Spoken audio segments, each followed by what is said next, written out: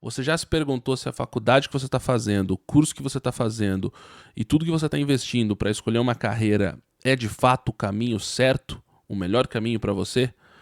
Eu já, várias vezes, e eu quero te mostrar o seguinte: você precisa ter um plano.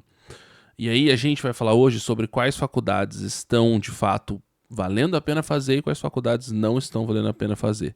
Existe um estudo feito pelo Instituto Semesp, esse estudo aqui, ó.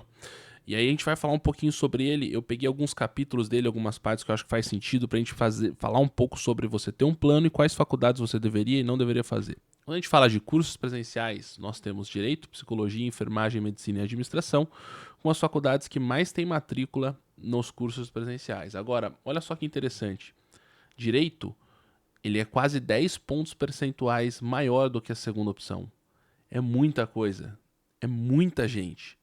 E aí, quando a gente pega isso é na rede privada, né? Quando a gente pega e vai para a rede pública, você tem direito em segundo lugar, praticamente empatado com o primeiro lugar, que é pedagogia, que nem figura aqui nos 5 primeiros da rede privada. Pedagogia está aqui, ó. Então, note a diferença entre a rede pública e a rede privada. E aí você tem direito, medicina, administração e agronomia. Legal ver a agronomia aqui, porque de fato é uma profissão que tem se desenvolvido muito. Muita gente tem um certo preconceito, mas claramente você vê que tem muita matrícula e muita gente procurando essa profissão para o futuro. E aí, o que eu achei interessante disso aqui? Se você olhar, de fato me chamou muita atenção essa questão do direito aqui. Mas ela piora. Sabe por quê? E se você olhar nos cursos EAD, você vai ter pedagogia, puxando a lista, administração de empresas, sistemas de informação, contabilidade, educação física. Na rede pública, você tem pedagogia, administração, letras, matemática e engenharia da computação. Você deve estar se perguntando, tá bom, cadê direito? Direito é uma modalidade que não é permitida pelo MEC para cursos EAD. Então ele não vai estar nessa lista, mas mesmo assim, ele é o número 1 das matrículas em rede privada, tá?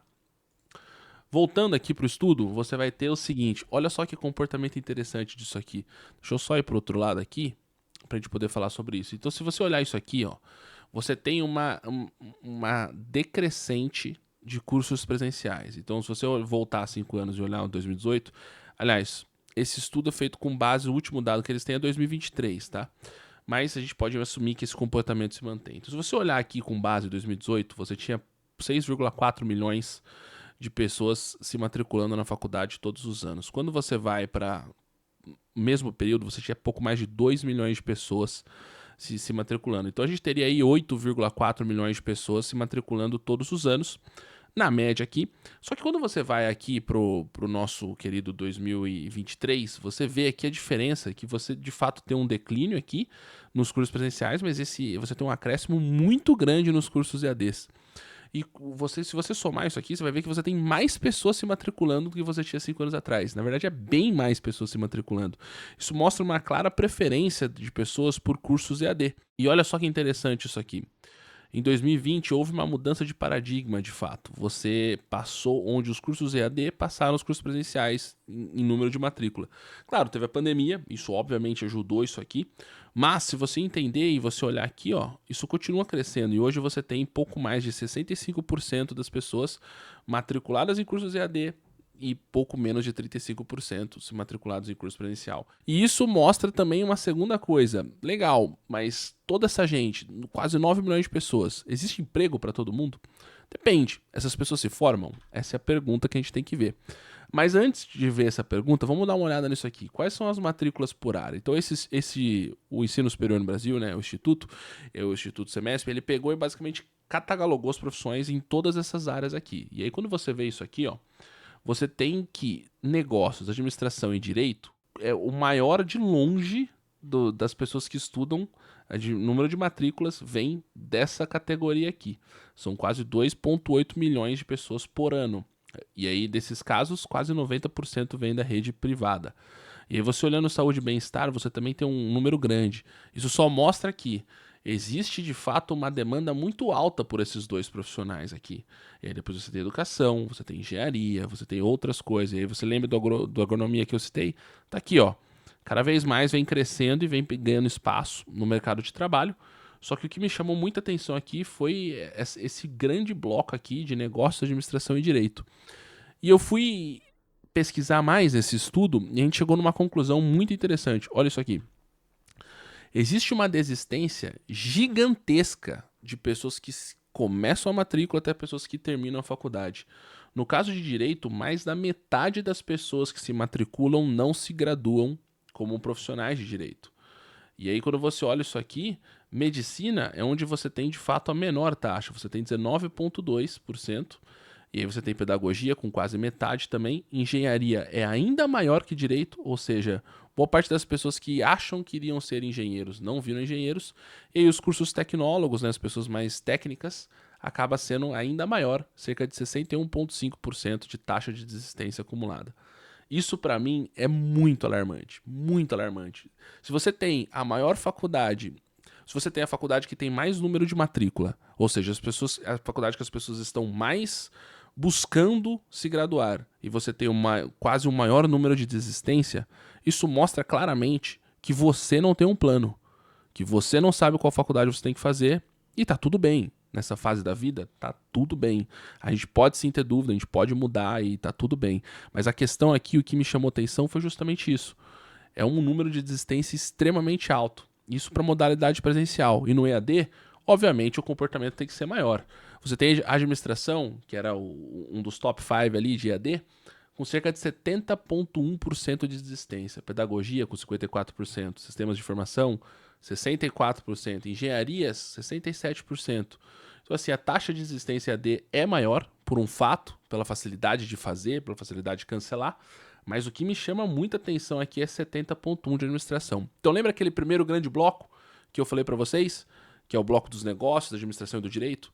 Esse é o maior bloco das desistências que existe. Então, daquelas 2,4 milhões de pessoas, dá para assumir aí que cerca de 60% delas não vão se formar ano após ano. Isso para mim só mostra que as pessoas de fato não buscam uma formação, não buscam só uma graduação. Elas buscam um emprego, buscam uma possibilidade de futuro, buscam um monte de coisa.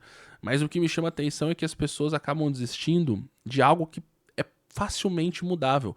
Eu conheço um monte de engenheiro que trabalha comigo numa área que não tem nada a ver com engenharia. Aliás, deixa eu aproveitar isso para me apresentar. Meu nome é Hélio, eu sou gerente de uma multinacional e eu tô aqui para tentar fazer você refletir sobre melhores escolhas na sua carreira. Legal, então, como eu tava falando, tem muita gente que se forma numa área e vai trabalhar em outra e tá tudo certo, faz parte da vida. Agora, se você nem se formar, a sua chance no jogo da vida é bem menor. Então, assim, muito interessante essa questão da desistência, e aí eu continuei nesse estudo e fui atrás de um outro dado, que foi esse dado aqui, ó. Qual é o curso com o maior número de desempregados? Então, se você vê aqui, ó, História, Relações Internacionais, Serviço Social, Radiologia e Enfermagem. Esses são os 5 maiores cursos que têm maior número de desempregados, ou seja, de pessoas que se formam e acabam não conseguindo trabalhar na própria área. História, o número alarma, porque é mais de 30%. Significa que a cada 10 pessoas, 3 não vão trabalhar na área ou vão estar desempregadas após se formar. Só que todo o meu tema do vídeo aqui, ó, se você olhar aqui, ó, direito, 15% das pessoas formadas em direito estão desempregadas hoje. O que é ainda mais alarmante, porque você tem um curso que é o número 1 das matrículas, um dos 5 maiores cursos com desistência, e ainda assim existe 15% de desempregados após você se formar. Ou seja, talvez a demanda por profissionais não seja tão alta assim. Continuando aqui no estudo, se você vê agora o outro lado da moeda, qual é o curso com o maior número de empregados, então? Para surpresa de ninguém, o curso com o maior número de empregados é de fato medicina. Cerca de 92% das pessoas que se formam em medicina acabam exercendo trabalhos na própria profissão. Aí você tem farmácia, você tem odontologia, gestão da tecnologia da informação, ciência da computação. E aí o que me chamou a atenção desse curso aqui é que esses 3 cursos aqui dá para você colocar num bolo de saúde. Então lembra aquele bloco lá, aquele exemplo dos blocos onde você tinha mais faculdades? Essas 3 aqui de saúde de fato empregam bastante e te trazem um bom número de empregabilidade depois que você se forma na faculdade. Agora, se você olhar esses 2 cursos aqui, é a primeira vez nesse estudo que apareceu de fato essas tal das profissões do futuro, né? Gestão de tecnologia da computação e ciência da computação. Então, assim, muito legal ver isso aqui, é legal ver isso. E por que eu achei isso interessante de direito, né? A gente sempre ouve falando por aí que existem profissões que vão ser ameaçadas, estão ameaçadas pela IA, vão deixar de existir em não sei quantos anos e tal, mas na verdade não. Existe sim uma alta demanda por profissionais extremamente capacitados da área de direito, mas talvez a oferta de profissionais seja muito acima dessa demanda. E isso é uma coisa que você tem que pensar quando você está escolhendo uma faculdade, oferta versus demanda. E aí, o que eu achei interessante é que um jornal pegou esse estudo, leu, interpretou e chamou alguns especialistas para ver. Vamos dar uma olhada no que eles falam? Por que cursos tradicionais como Direito e Medicina seguem entre as graduações com o maior número de matrículas? Na minha opinião, isso aqui é literalmente por oferta versus demanda. As pessoas entendem que se elas estudarem nessas profissões tradicionais, né, se formarem como médicos ou como advogados, como juízes, etc., elas vão ter de fato uma carreira sólida e vão ter um bom índice de empregabilidade aí pela frente. E aí, o pessoal aqui desse jornal, ele foi atrás de especialistas que falaram o seguinte: por mais que não vá exercer a profissão, o curso de Direito promove uma formação geral que possibilita que os profissionais apliquem esses conhecimentos em diferentes profissões. Explica. Olha, eu não sou jornalista, tampouco sou especialista na área, eu sou apenas alguém tentando abrir seus olhos, mas discordo com todas as minhas forças dessa afirmação aqui.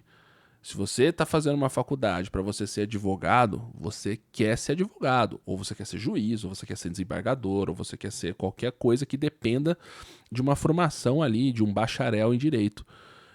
Para mim, me soa até absurdo algum especialista falar algo assim. Mas enfim, a segunda parte dessa matéria eu concordo um pouco, que é justamente essa daqui, ó.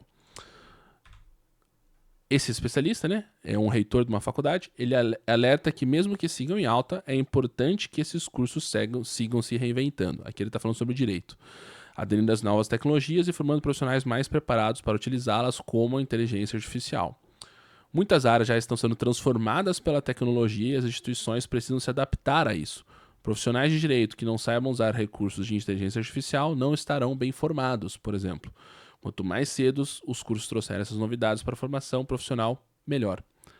Então aqui, eu acho interessante essa conclusão que ele fez aqui, porque de fato é um pouco isso. Não basta só você estudar. Você tem que estar sempre evoluindo na sua área, buscando o que é tendência na sua área, como você vai fazer isso, como você vai buscar trazer o conhecimento para a sua rotina, para aplicar e para você se vender como um produto da sua carreira. E é aqui que vem o meu ponto principal do vídeo. Você precisa de um plano. E esse plano passa por você saber bem a faculdade que você vai fazer, mas saber ainda melhor com o que você quer trabalhar. Não adianta nada você começar a sua faculdade com 18, 19, 20 anos e mudar porque você não gostou do curso, não gostou do conteúdo, porque é literalmente a história que eu conto naquele outro vídeo, que é sobre o menino que começou uma faculdade federal, não gostou, achou o conteúdo raso e saiu.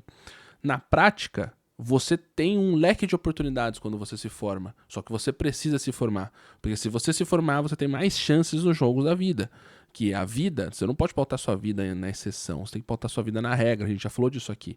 E para mim, você trabalhar com a hipótese, sem nenhum plano, do tipo, vou fazer faculdade de Direito, se eu gostar, pois bem, se eu não gostar, pois bem também, isso não existe. Tenha um plano, pense a longo prazo, trabalhe com a sua vida pensando 10, 15 anos para frente e pense, se eu for um profissional de direito, eu vou gostar de ser um advogado por 20 anos?